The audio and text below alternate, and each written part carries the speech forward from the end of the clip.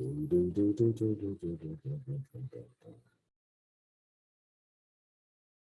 wild people on today.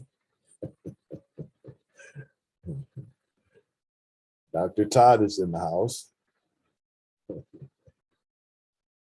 See, Betty Sheldon was in the house. Yeah, there she is. There's Betty Sheldon, Miss South Dakota.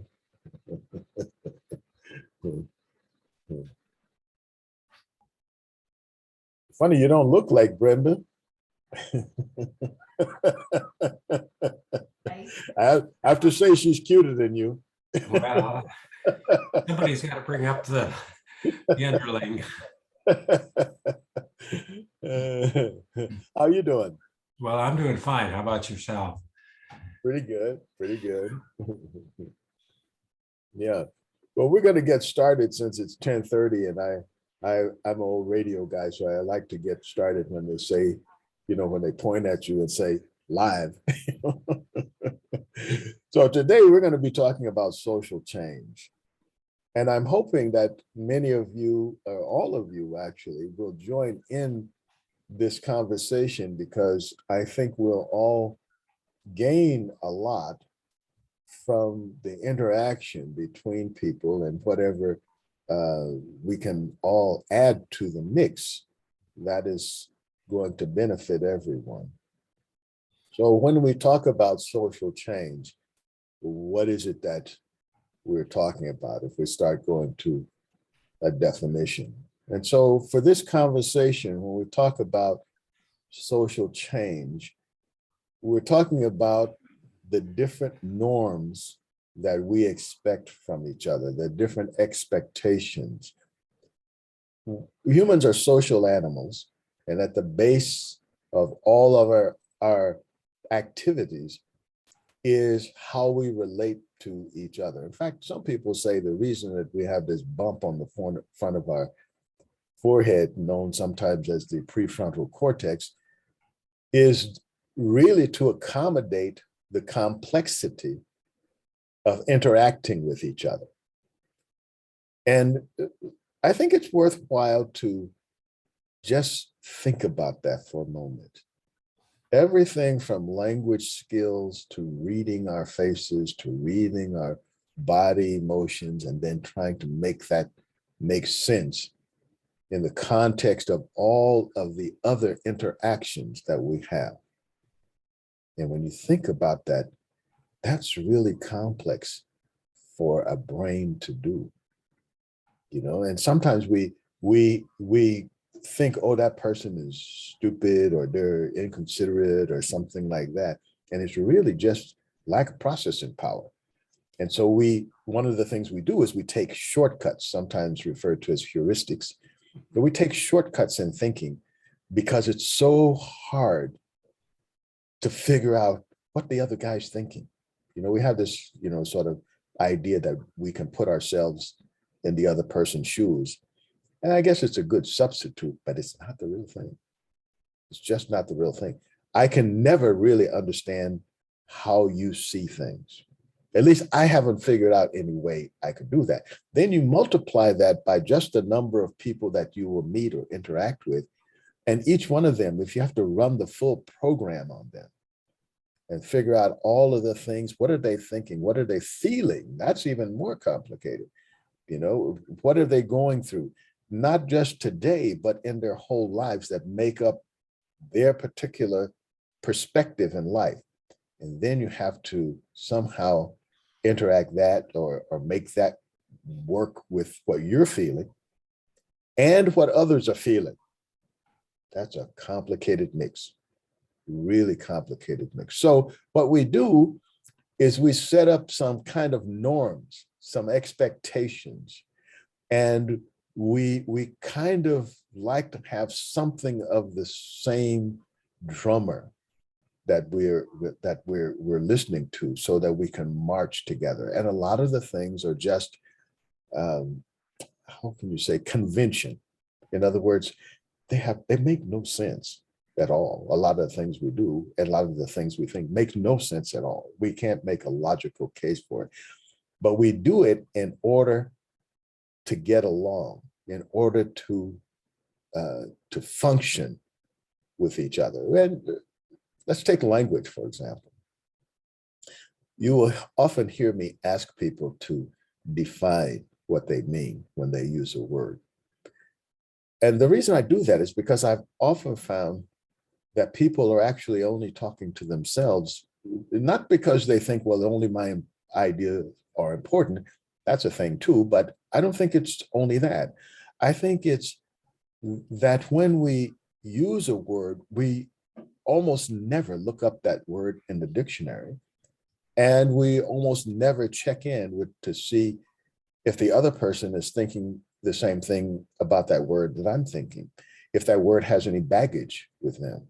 We don't even have, let's say, a commonly used method for checking in.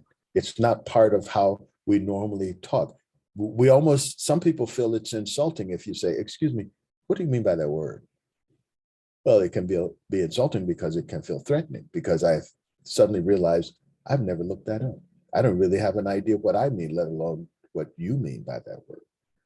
And that can be kind of scary when you find out that there's no floorboard under the floor, you know, and you're walking on linoleum, you know, or wallpaper. And there's nothing, there's no there. So that in mind, you know, when we want to make social change, when we want to upgrade or change the way, change the rhythm, so to speak, it can be complicated. It can be painful. It can be destabilizing when we ask people to change the way they talk, change the way they look at life, especially when they have built their whole sense of themselves around a certain concept of how we interact with each other. Who's on top? That's always a big thing, whether it's in a family, you know, inside a family, or whether it's in a whole nation or the world. One of the things that humans go to often is who's on top, who's in charge. It's almost like we cannot see horizontally. We have to see everything in terms of human dynamics vertically. And we even think that other animals do the same thing. For example, when we think of bees, we think of the queen bee as somebody who's in charge. The queen bee doesn't do anything except have babies. She doesn't do anything. She's not in charge of anything. All she does is have babies, you know, have little bees. That's it, you know. So, but we anthropomorphize about that because that's the way we think about life. We're always thinking about who's in charge, where's the command structure, you know. So when someone says, actually, everybody's in charge, that's a big social change. I mean, that's not the only thing, you know, but that's a big change to say, oh, you're in charge too, you know, and we have to listen to you. And so tell us what you want. And then suddenly you're not in a position just to complain about the other people. You have to think of something that can be scary. You know? So with that kind of opening, I want to go to your ideas now and look for some discovery about how we think of social change in our society. We are asking people to make social change or not. You know, some people say, well, let's not make any changes. You know, I don't see how that's possible, but because, you know, new things happen, people adjust, you know, but, and other people will adjust and, you know, good luck if you think, you know, nothing will, you're just going to stand there. And that probably ain't gonna work out that well for you. But okay, let's have a conversation about that. So let's start off with a question of what social changes have you witnessed in your lifetime?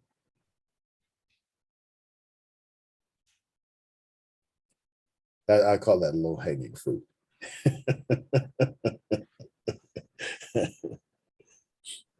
What social changes have you noticed in your lifetime?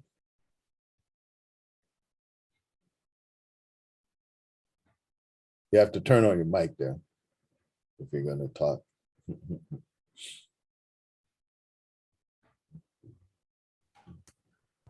it's so far ranging.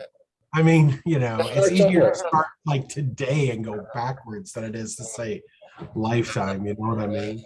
The Yeah, no, I acceleration. mean, I just mean pick a time, just pick something, It- you know, anything. Well, I like to start at the now a little bit. My most recent Okay. things, and in particular with the whole gender fluidity thing.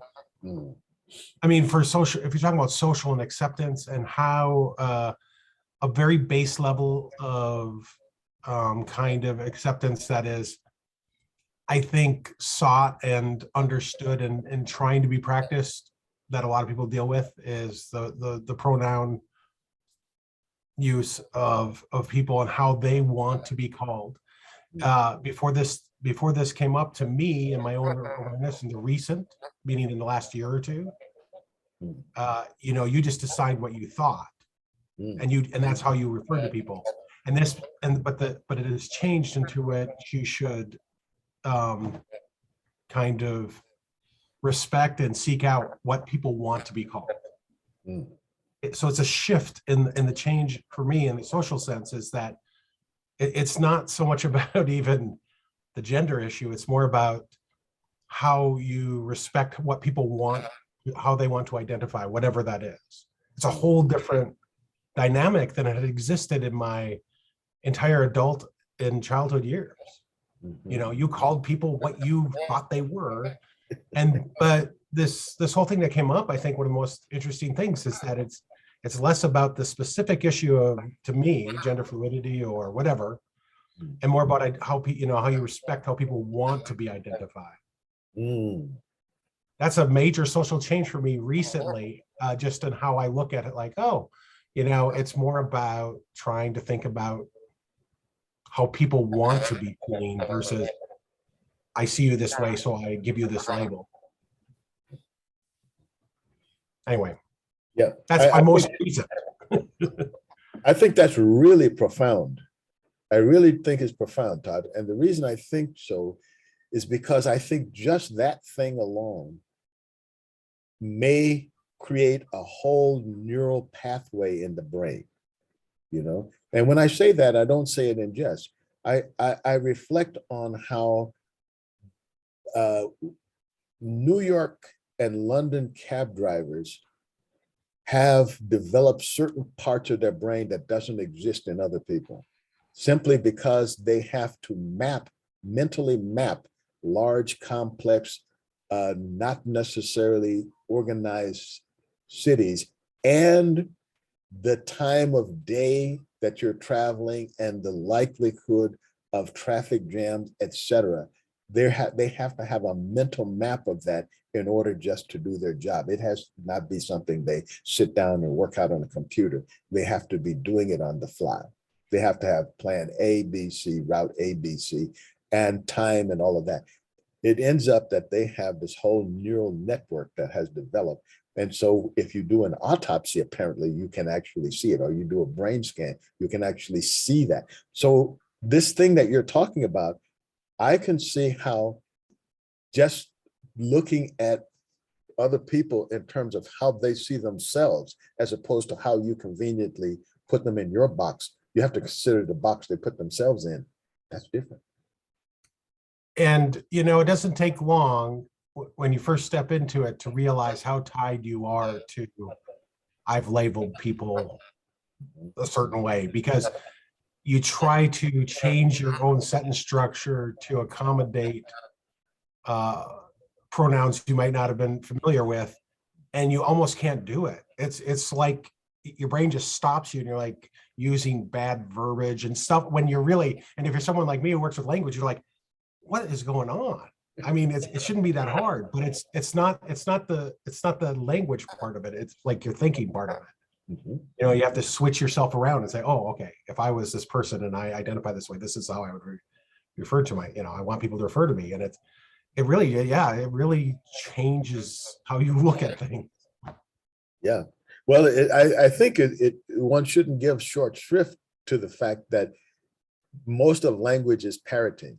We speak in these chunks that we just interchange the chunks a lot of time, and there's not a lot of let's say, parsing of words and moving the words around as much as we move the chunks around. So we think in groups of words as opposed to words, and we, let's say, interchange a verb or interchange a noun, but the syntax is boringly the same, you know?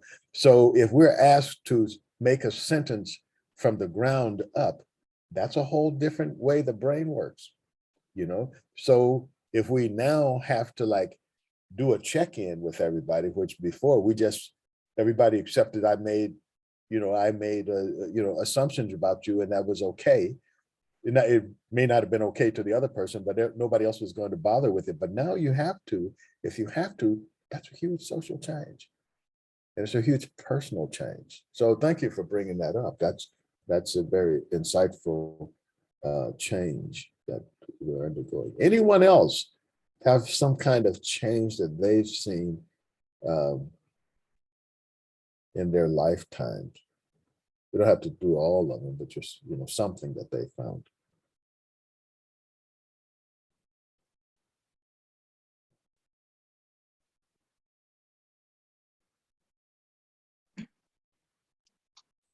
Anybody? Somebody moving their Jace? Good morning, folks. Good morning. When I think of change, like Todd said, so many things have happened.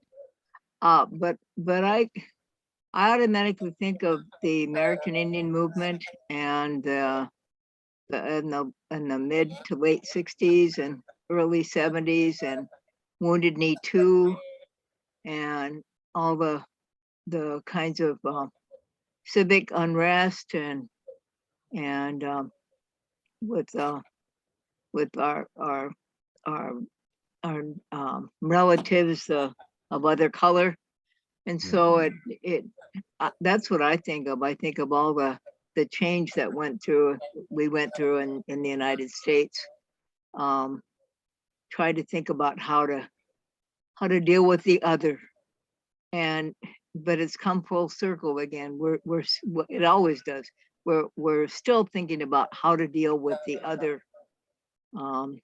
The Indians were always, and I say Indians because that's what we were called back then, are the problem. And it seems like we're still the problem.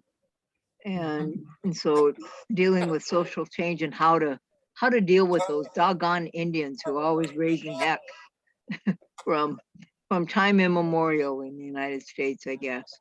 I'm doing a tongue-in-cheek here, but you know what I mean. Yeah, absolutely. That's what I think of. I think of all the social unrest and the change that we had to think about. How do we deal with those situations? I keep hearing conversation in the background again on the phone or something, and that's really irritating. Bugs me, but I don't know where it's coming from. Oh, okay. I'm not hearing it. Anybody else hearing it? You're hearing it? Because I can't, I don't hear it at all. I can hear it. Okay. There's a conversation. So I don't know where that's coming from. Yeah, this is Carolyn at the Humane Council. I can hear it on and off, but everybody is muted and there isn't anybody else in here. So I'm not sure where it's coming from. Okay, so let's do this. Let's and including me, let's all for another 10 or 15 seconds, let's turn let's everybody mute and see if, and then pay attention to see if you can hear anything. Okay.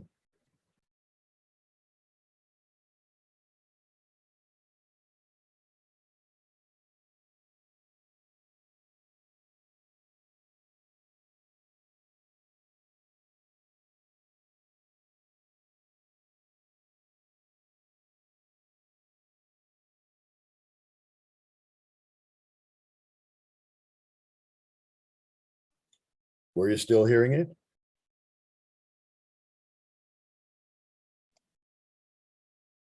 No, not when everybody's muted. Okay, are you hearing it now? No, I only heard it when Todd was speaking and when Grace was speaking. And now when I'm speaking, I seem to hear it too. Yep, I can hear it again now that Betty's speaking. Huh. And I It can't, must be the pickup. It's the pickup coming back through your side, and then we hear it coming back around.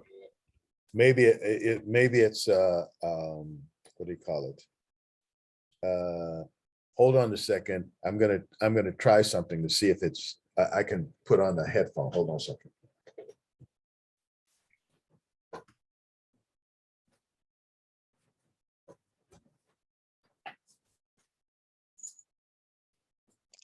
I hate to be a pain, but that bugs me.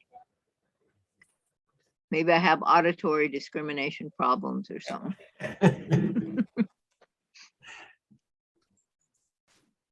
I agree, I- Jace, but I didn't hear it just now when you were talking, and I did when you were talking before, so. Hmm. I have selective hearing as a mother. That happens. Let's see. I'm going to try to do this.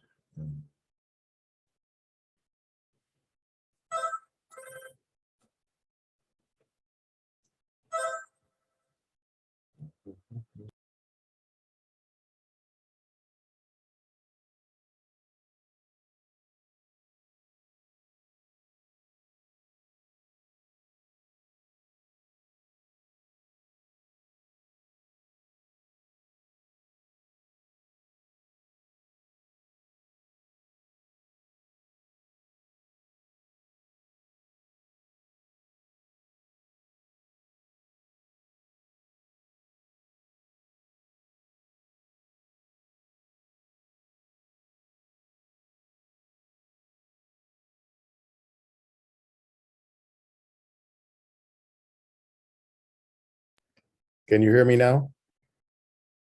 You can hear me? Yeah, can you hear us? Yeah, I can hear you. And Okay. and so is it, can you still hear the sound? Todd sounded very clear when he spoke. Yep. Do Yeah, you I still think hear the, do you hear the funny sound, Jace? No, I don't hear anything now. Okay, so I think maybe Todd hit it on the head, is that I was getting a feedback through my laptop speaker. I'm not in my studio today. I'm on the road. I'm in all the way in Vermilion. And they don't have good internet here, you know. They're culturally deprived and technically deprived. Okay, so I guess we're back on now. You know, let's see if we can make this work. Thank you, Jace, for pointing it out. And let me just say, for those of you who are here, if you ever experience any kind of technical difficulty, you can't hear, you can't understand, or there's noise or something, please let us know, because we'll try to fix it. And if nothing else, if you feel not comfortable talking, you maybe put it in the chat, you know, and then we can try to remedy that, because there's no point in having people unnecessarily suffer. You know, we get enough suffering for free. We don't have to work at it. Okay, so you were talking, Jace, about the social change with Native Americans / Indians. Can you talk to us a little bit about how at least the attempt at making some meaningful change, have you felt different about yourself since those, because I'm going to take it that you're at least 55, so that you probably have experienced a few things. So can you talk about any experiences you've had that you feel that you've changed in terms of how you interact with people? Well, I think that was, like I said, that during those times, well, I graduated in 1969 from high school. So that tells you I'm 70, around 70 years old. I am 70. I'll be 71 in August. Mm. So the 60s were really I think life changing for me, for more I looked upon myself as a free spirit, and was able to, because of people that started questioning things, that I could question things as well, and I could explore and do. My parents were always very, very supportive of you know of the things that we wanted to do as children, and they encouraged us to learn, and to, education was really important. But personally, I think that was really a time, life-changing moments that happened with different protests, different sit-ins in Washington State. When I was in graduate school, I went to fish-ins and did the kinds of things where you stood up for what you believed in.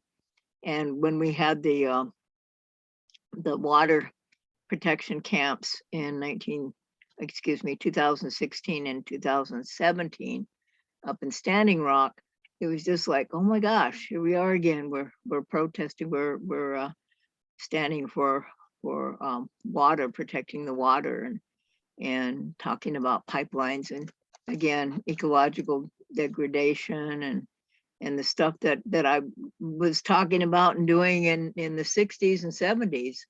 So it like I said, it came around full circle to me in my personal life.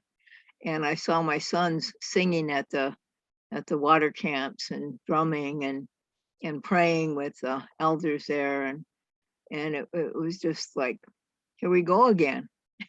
So, but that, I think that had a lot to do with how I think it's important for people to express themselves, not be afraid to speak up when they see an injustice, or when they feel like the people are not being heard in a good way.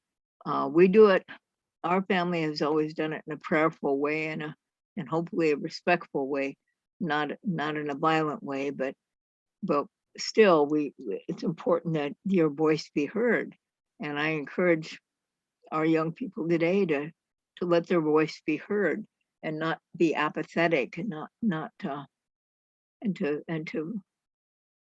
look towards the future. We talk about the next 7 generations of our people. Well, each generation has to fulfill that, and so if that continues on, that tells you that each generation is responsible for the future of our people, and that will happen only if you get involved and get active, and somehow in helping to make those changes, those social changes in your life. Mhm. Do you think, or have you seen any, I don't know if improvement's the best word, but that's the one I'm going to use right now, in terms of how people can hear each other?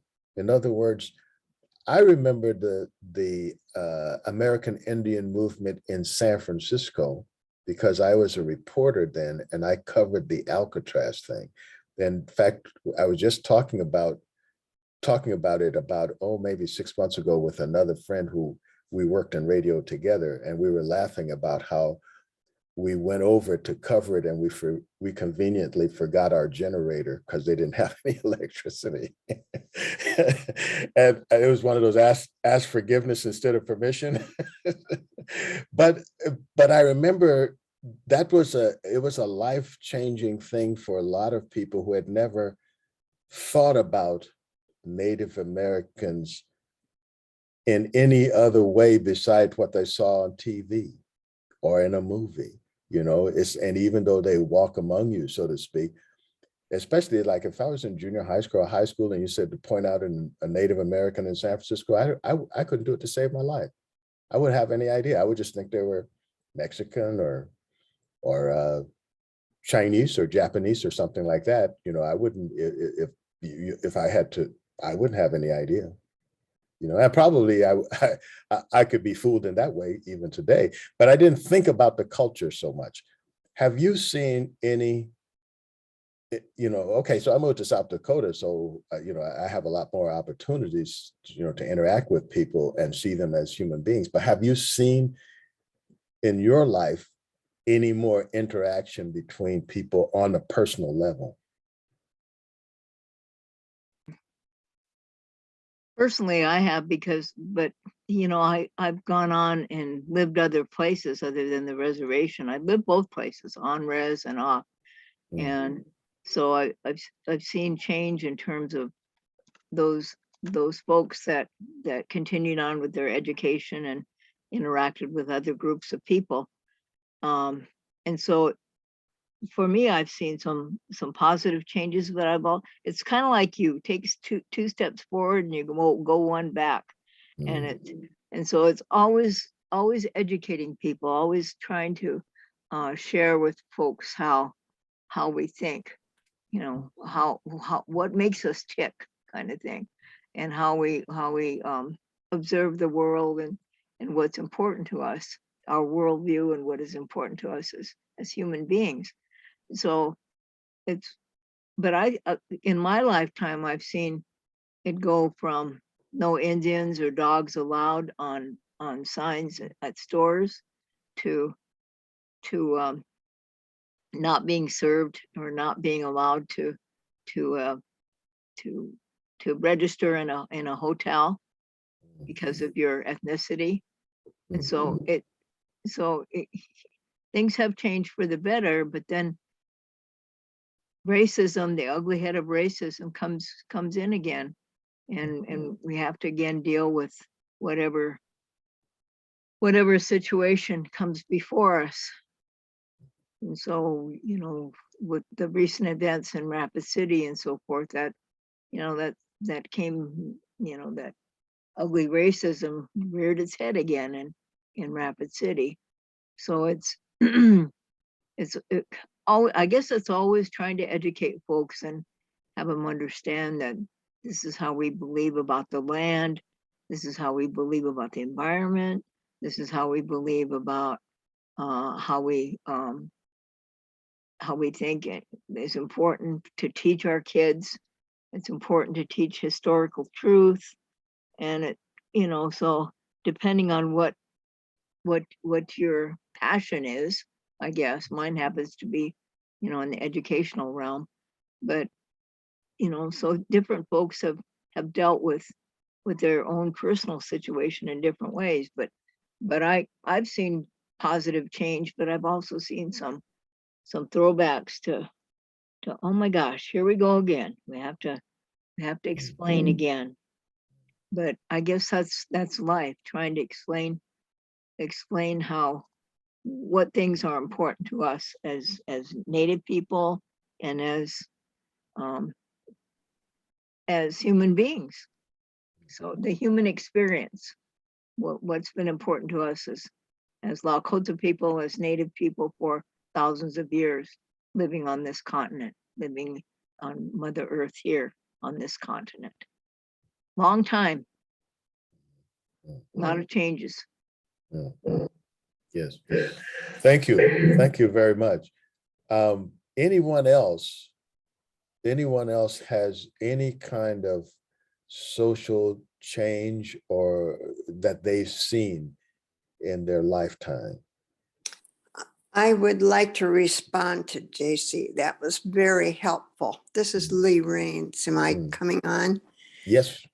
I have been very sick, but I have been reading this book, and that has given me such a great insight into the difference of culture. And it's called, I'm sure you all know the book, Neither Wolf Nor Dog.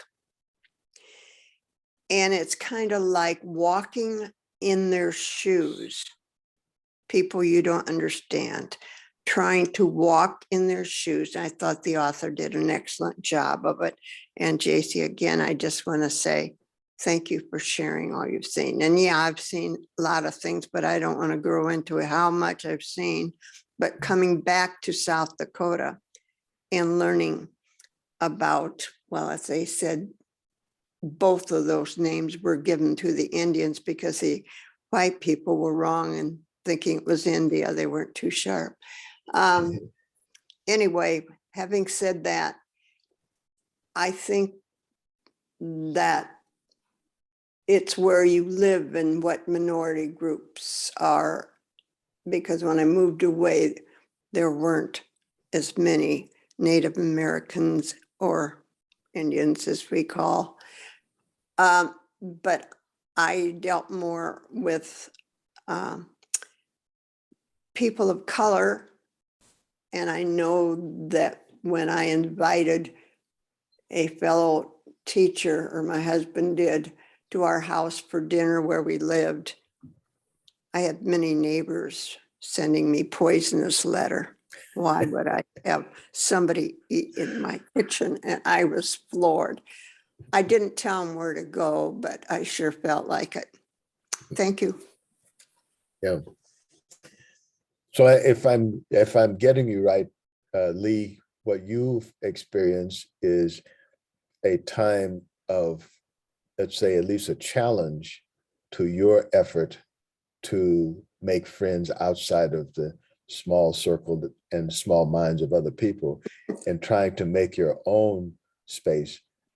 And it seems like what happens is, I don't know if the other people change, but at least in my case, I changed. I became, in some sense, more belligerent. I don't really care, you know.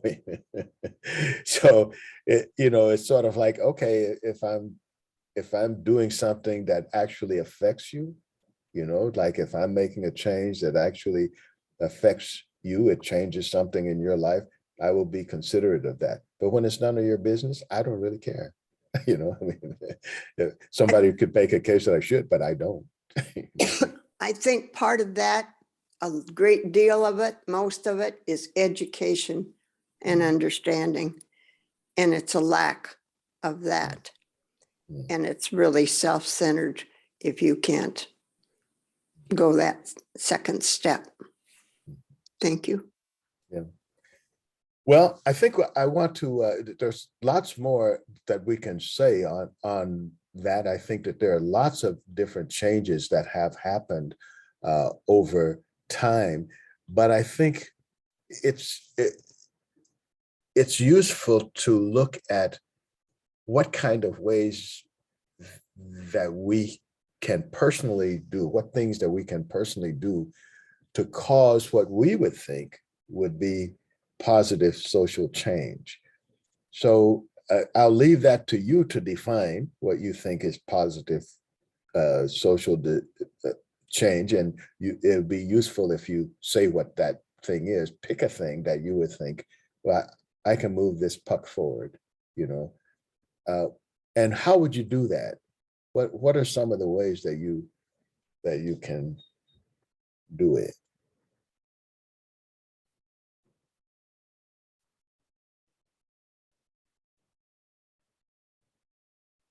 Anybody making social change?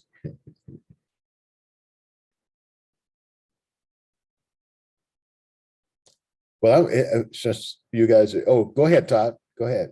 Well, I was going to say, where I am, one thing that we do, and this is something that we try to do, and we're there for this purpose. So I live in another country right now, or work in another country. I live all over the place, but one of the things that they're dealing a lot with is women empowerment. And, the standard way, one of the best ways that, we found is to advance this, I guess, in a pretty traditionally patriarchal workplace, and actually all of society in a lot of ways, is to just simply, wherever possible, integrate, women, young women mostly, who are getting into the field, into, jobs of responsibility, which you'll have to interact with as wide a swath of people as possible. Now, there's a bunch of things that go into that, but realistically, the biggest part that we see, usually the biggest benefit, is that we normalize that process. And so once that becomes normalized and people see it as a normalized process. I don't know if they may not adopt it, but their reluctance to it lessens greatly because they just see, well, I guess that's the way it works then. So, they could still have personal feelings or, reservations, their own personal beliefs, but in a functional way, they have to integrate some form of functional capabilities there of working with women, and it may not have all been common to, particularly people of my age who work at the company. A lot of them worked at a time when they worked with no women. There was no women in the field. There was very few women in the offices. If they were, fairer skin like me, secretaries or women of professional. And they're, people from actually the country here, they almost never worked with. But now, it's really something that they're focusing on. And one of our roles is people who have to do a lot of the work side of things is to integrate these people into situations. And it has really, it's a kind of forced and affected tool, but it works because people can't say no to doing work that they have to get done. And so we found it to be pretty good. Now, like I said, it isn't a cure-all or at all, but it does allow then for the kind of, I guess, the general atmosphere to lift quite a bit. It's very effective in at least enhancing communication, between social classes, oddly, that really didn't communicate that way previously. You make some some interesting points and important ones. And I think you bring up a very interesting dilemma. And that is that there's change that happens on the surface. We can call it superficial, but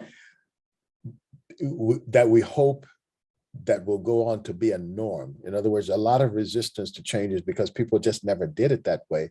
And they don't know what's the pattern. In other words, it's like you hear a new rhythm on the dance floor and 4/4 and 3/4 time. And then suddenly somebody comes up with 7/8, and it's like, what? Where's the beat? They don't hear the beat and they can't dance to it because they can't hear the beat. But after they play, after they listen to it for a while, oh yeah, okay, I got that. Okay. Then they fall into that groove. But then there's the other side is when people don't feel it. They pretend, they keep dancing, but they're dancing in 4/4 time, or they're hearing 4/4, and then they make these adjustments with the 7/8, they make the adjustment, but they never get the beat. And those are the people who end up being reactionary. They're the ones who, they never got it, and those are the ones that when we say, oh, we're back to square one, actually, you never left to square one because that person never changed. You changed their behavior, but it never sunk in. And so now we're stuck with, and we're struggling with, how do we get fundamental change? How do we help those people to make the change inside so that they change from the inside out rather than the outside in? We have a lot of faith in fake it till you make it. And a lot of people just keep faking. They never make it. And so we let them keep pretending like everything is okay.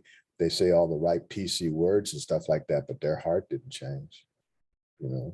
Their sense of, well, if I identify myself with a certain status and where I fit with everyone else, and I don't have any way to get out, I don't have any way to change that.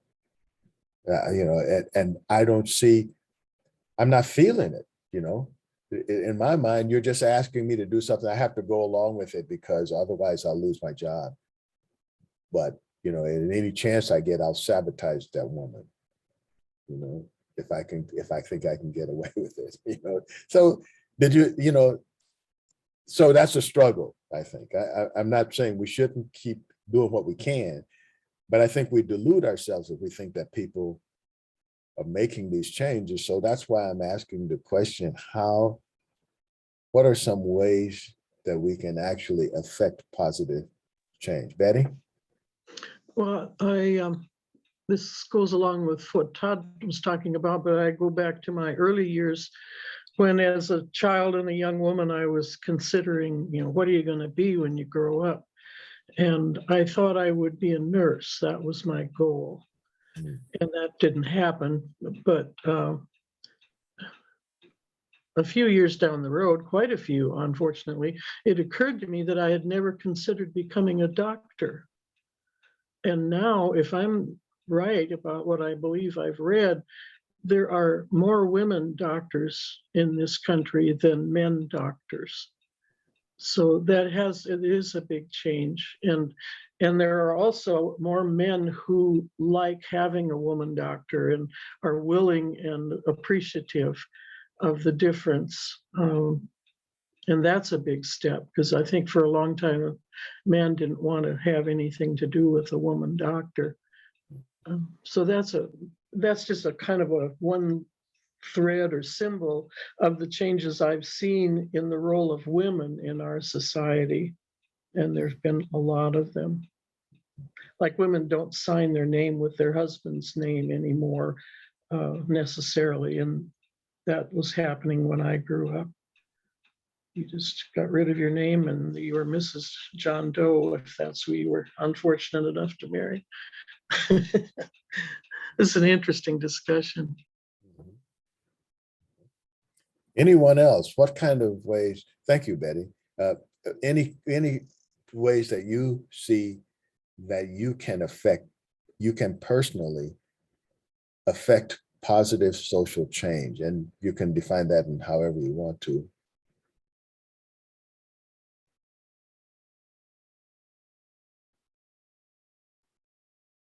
Anybody?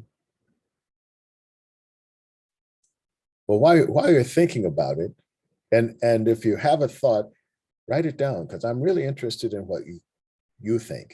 I already know what I think, so that doesn't really help me much. But I would like to know what kinds of things can you personally do to affect positive social change. For me, I think I like to do it on the granular level. And that is to say, rather than see one group of people, however you carve those groups up, to me, they're all artificial carvings. But however you carve that group up, I like to not see them as that thing. I don't want to see people as a stand-in or an avatar for some group just to accommodate my lack of intellectual prowess. So I have to crowd everybody into this one little box. I try to escape that.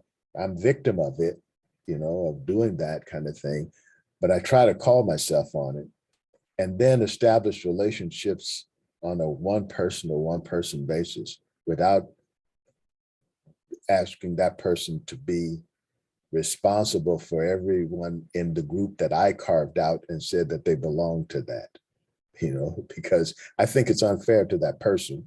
And I would not like somebody to do that to me, to say that somehow I am responsible for everything that anybody that they decided that I'm in that group, and they decide, so therefore they think, is kind of get back to what Todd was saying. It's like, okay, someone else decides that that's the way they see me, so that's who I am, because that's, they decided that I was a woman. I'm not, but they decided I was a woman or a man or whatever. And so from their mental thinking, I should agree with that I'm in that group. Okay, so I try to establish relationships on that one-to-one basis so I get to know that person.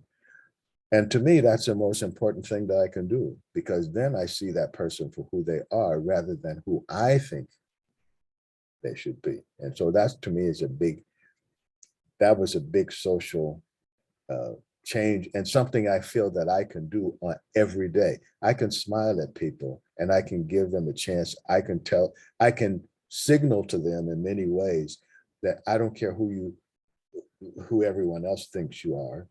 I don't even care who I think you are. I'm going to look and I'm going to interact with you. Then you're going to show me, if we stay around each other, you're going to show me who you are, because I'm going to create situations where you kind of have to do that, and you can't, you're not going to be able to escape that.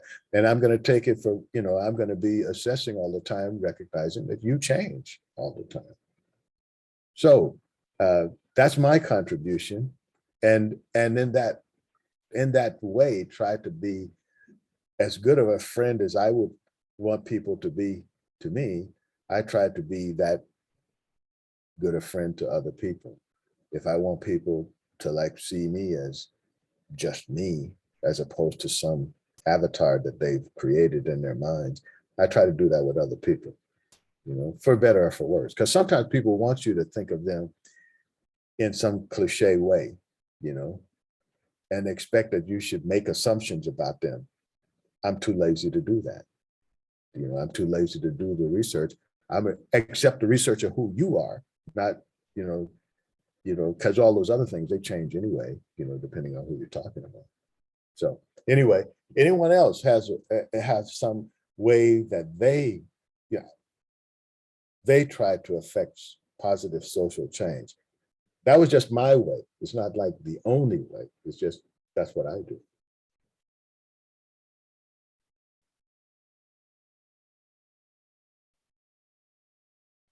Anybody else? Dun, dun, dun, dun, dun, dun, dun. Go ahead, Well, Betty. at the risk of,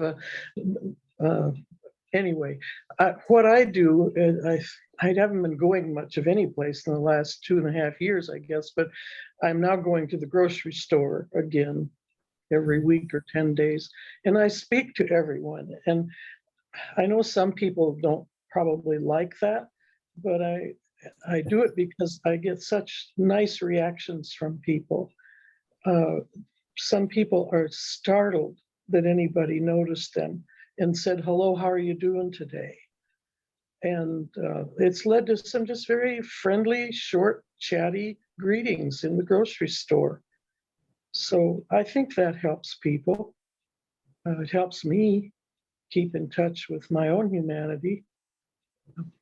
So that's what I do. One of the things. Thank you, Betty. Thank you. Anyone else have another tactic, something that they do that they're conscious of that will affect positive social change?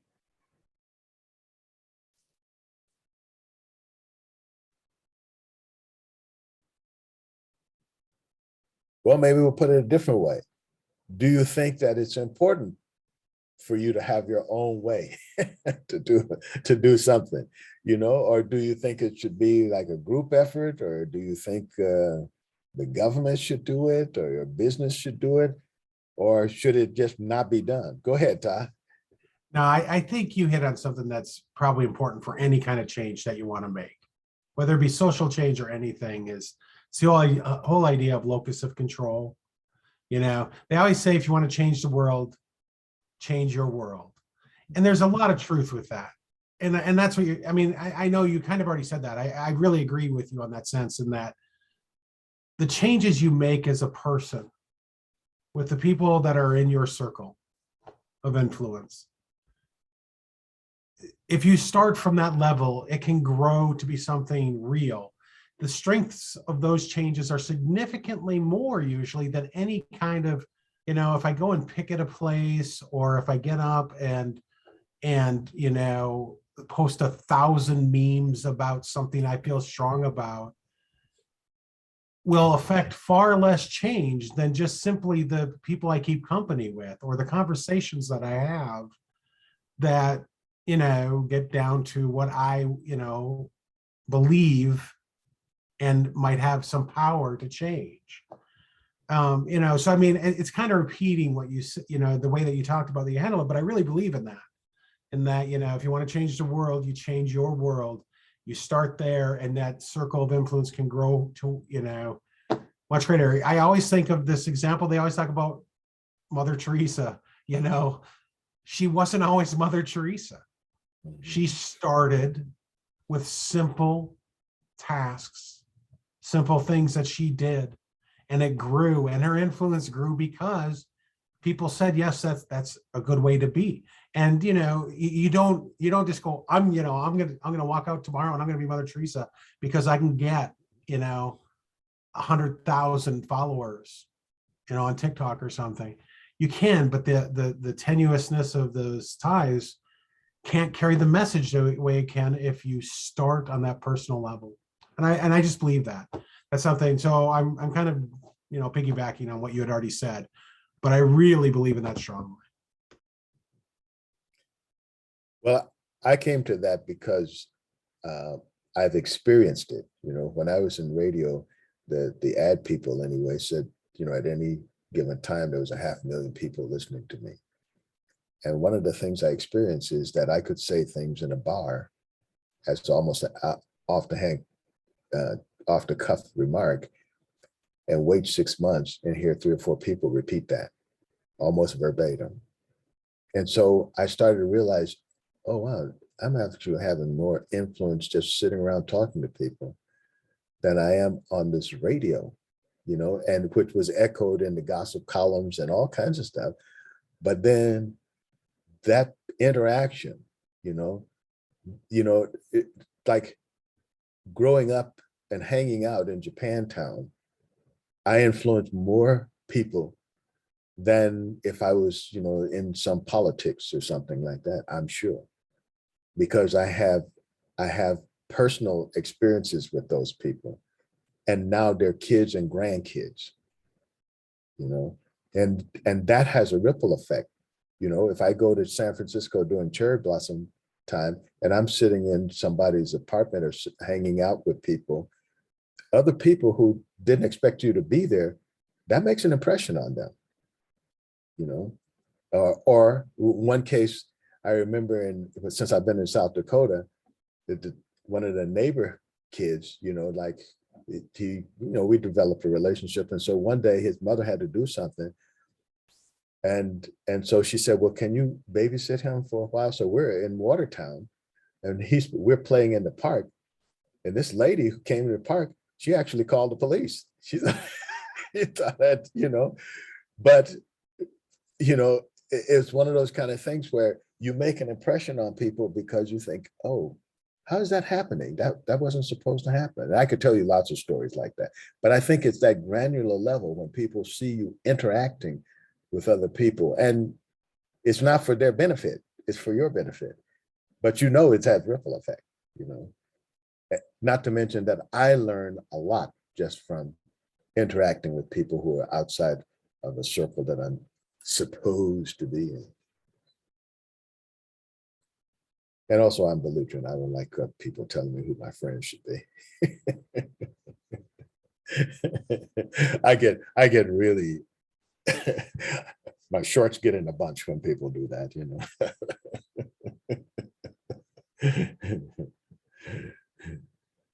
Anyone else? What kind of ways do you see?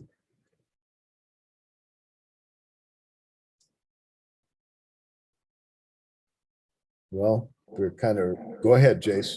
Just, I don't want to monopolize because I've talked enough, I think, but I think it's important that we each have a story to tell, and where the venues that you find, to share that story.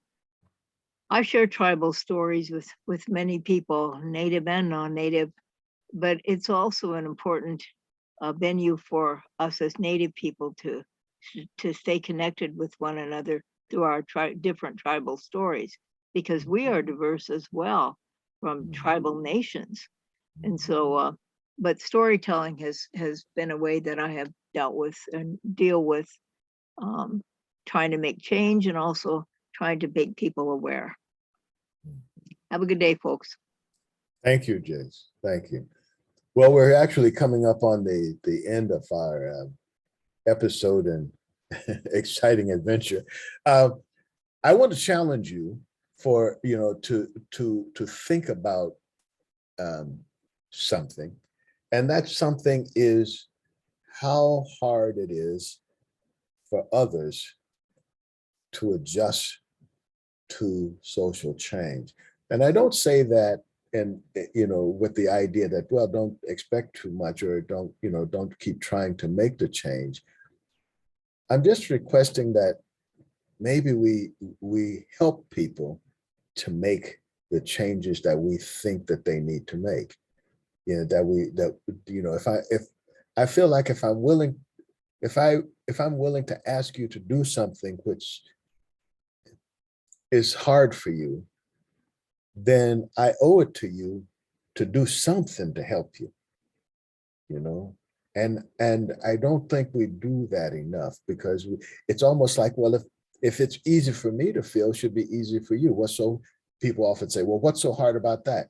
What's so hard is that we're feeling beings that think, not thinking beings that feel. And no matter what we think, if we don't feel some kind of way different, we're just going to be faking it.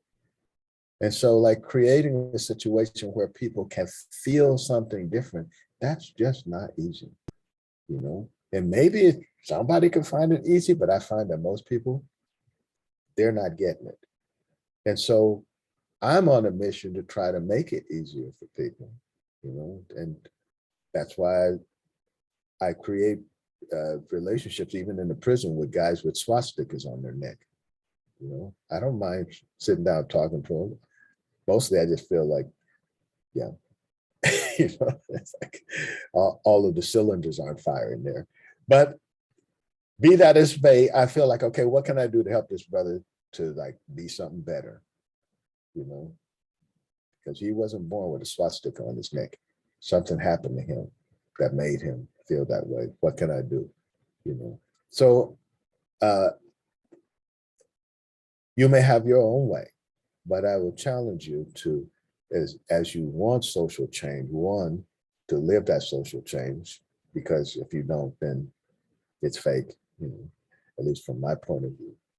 And then how, if we want people to be something different, other than just say, go Google it, you know, help them to find a way, you know, and it's not necessarily something you say, but maybe something you do to help people to be better. It's over time. We'll see you guys same time, same station next week. Goodbye.